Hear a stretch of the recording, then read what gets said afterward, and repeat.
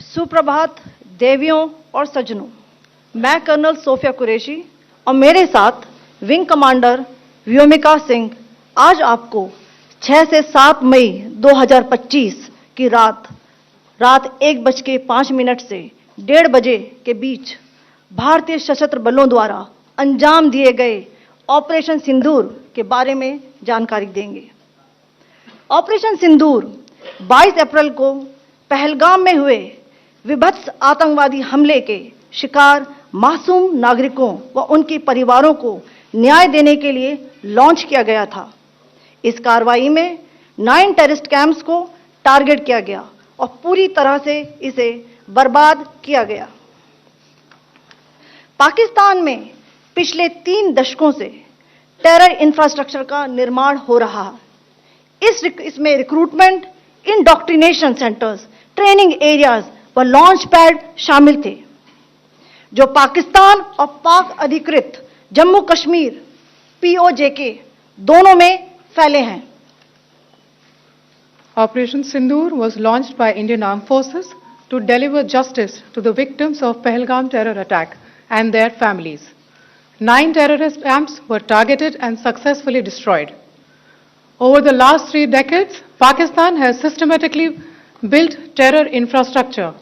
It is a complex web of recruitment and indoctrination centers, training areas for initial and refresher courses, and launch pads for handlers. These camps are located both in Pakistan as well as Pakistan-occupied Jammu and Kashmir areas. Some of the well-known training camps are located, as you can see on the screen.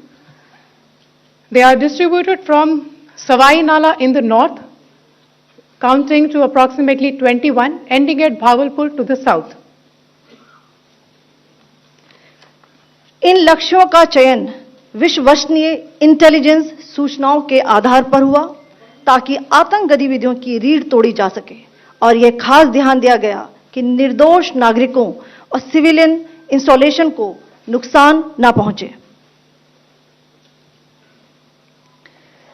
The selection of these targets for Operation Sindoor was based on credible intelligence inputs and role of these facilities in perpetrating the terror activities.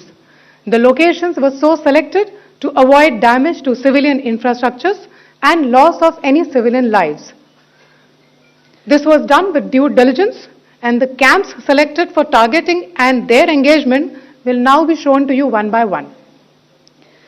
POJK के target मैं आपको बताना चाहूंगी। सबसे पहले सवाई नाला camp Muzaffarabad, जो कि POJK के लाइन ऑफ कंट्रोल से 30 किलोमीटर दूर है। यह एक लश्कर तौयबा का ट्रेनिंग सेंटर था। 20 अक्टूबर 2024 सोनमर्ग, 24 अक्टूबर 24 गुलमर्ग, 22 अप्रैल 2025 पहलगाम, इन हमलों के आतंकियों ने यहीं से प्रशिक्षण लिया था। सैयदना बिलाल कैंप मुजफ्फराबाद, यह एक जैश ए मोहम्मद का स्टेजिंग एरिया है। यह हथियार, विस्फोटक और जंगल सर्वाइवल ट्रेनिंग का केंद्र भी था। गुलपुर कैंप कोटली, यह LOC से 30 किलोमीटर दूर था। लश्कर तौयबा का बेस था, जो रजौरी पुंछ में सक्रिय था। 20 अप्रैल 2023 को पुंछ में और 9 जून 2024 को तीर्थ यात्रियों के बस हमले में यहीं से आतंकी को ट्रेन किया गया था।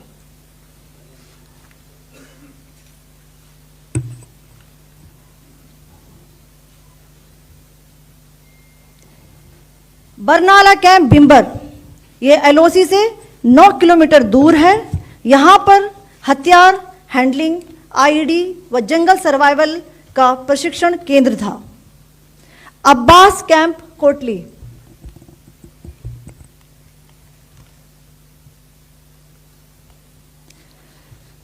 यह LOC से 13 किलोमीटर दूर है। लश्कर तौयबा का फिदाइन यहां तैयार होता था। इसकी कैपेसिटी 15 टेररिस्ट को ट्रेन करने की थी।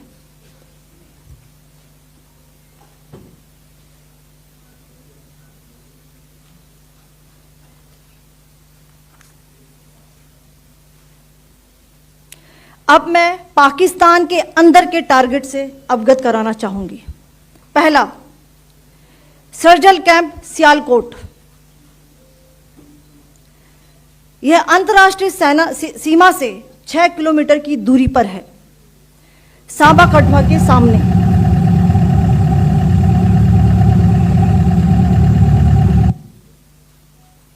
मार्च 2025 में जम्मू एंड कश्मीर पुलिस के 4 जवानों की जो हत्या की गई थी, उन आतंकवादियों को इसी जगह पर ट्रेन किया गया था। दूसरा, महमूना जाया कैंप सियालकोट। यह 18 से 12 किलोमीटर आईबी से दूर था।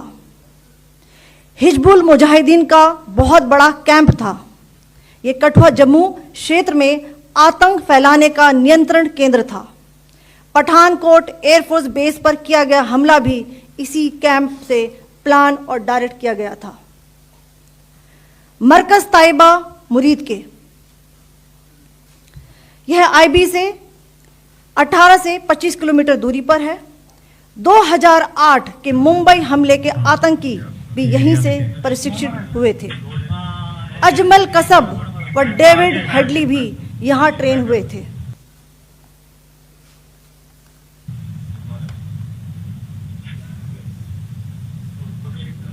आगे दूसरा आया।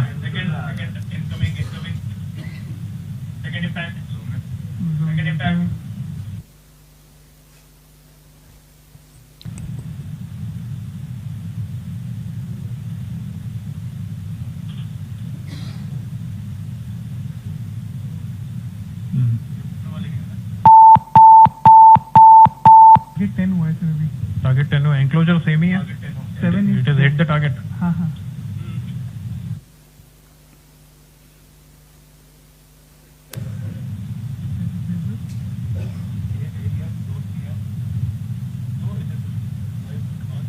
आ गया सर इम्पैक्ट।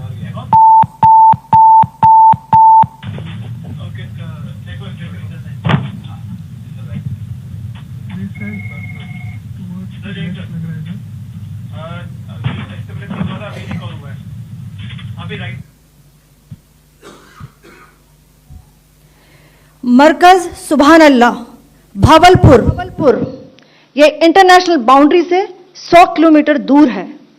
जैश ए मोहम्मद का मुख्यालय था। यहां पर रिक्रूटमेंट, ट्रेनिंग व इंडॉक्ट्रिनेशन का केंद्र भी था। शीर्ष आतंकी अक्सर यहां आते थे। मैं आप सबको बताना चाहती हूं कि किसी भी सैन्य ठिकाने का निशाना नहीं बनाया गया और अभी तक किसी तरह की नागरिक क्षति की रिपोर्ट नहीं है। धन्यवाद। जय Hind. The strike on the terror camps were undertaken through precision capability, as shown to you. A niche technology weapons with careful selection of warheads was ensured so that there will be no collateral damage. The point of impact in each of the target was a specific building or a group of buildings. All the targets were neutralized with clinical efficiency, and the results reiterate the professionalism of the Indian Armed Forces in the planning and execution of their operations. No military establishments were targeted. India has demonstrated considerable restraint in its response. However, it must be said that the Indian Armed Forces are fully prepared to respond to Pakistani misadventures, if any, that will escalate this situation.